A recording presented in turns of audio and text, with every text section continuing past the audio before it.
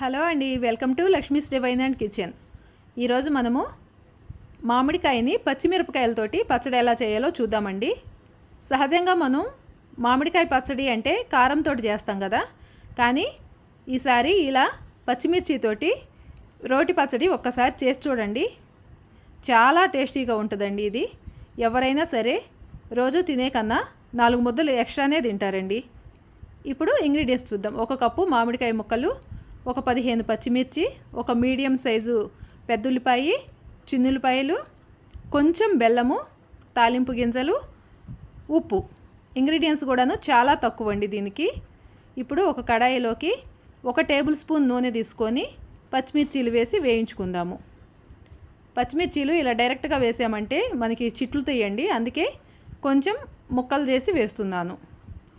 ఇవి వేయించుకున్న తర్వాత రోట్లో వేసి పచ్చిమిర్చిని దంచుకుందాము.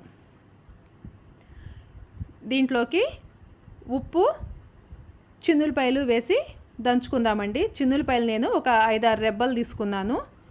ఇది మరీ మెత్తగా అవ్వాల్సిన అవసరం లేదండి, కొంచెం కచ్చా పచ్చాగానే దంచుకుంటే సరిపోతుంది. ఇలా దంచుకోవాలి. ఈ పచ్చడిని మనం మిక్సీలో అయినా వేసుకోవచ్చండి, కానీ బాగా మెత్తగా అయిపోతుంది కదా, అంత టేస్ట్ అనిపించదు. అందుకే రోట్లో చేసుకుంటున్నాను.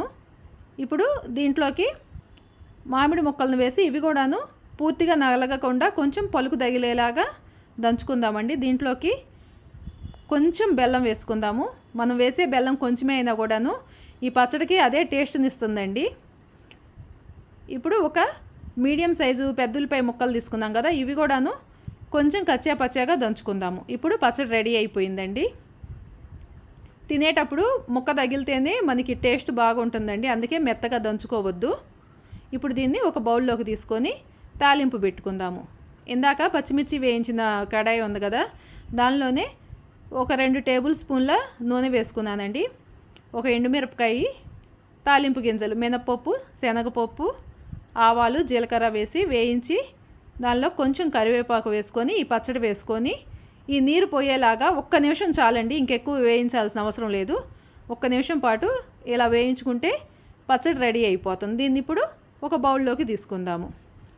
ఇది ఒక్కసారి చేసి చూడండి, ఎంతో టేస్టీగా ఉంటుంది. మీరు కనుక చేసినట్లయితే మీకు పచ్చడి ఎలా వచ్చింది అనేది కమెంట్ చేయండి. ఈ రెసిపీ కనుక మీకు నచ్చినట్లయితే నా ఛానల్ని లైక్ చేసి షేర్ చేసి, ఇంతకుముందు సబ్స్క్రైబ్ చేయకపోతే సబ్స్క్రైబ్ చేయండి.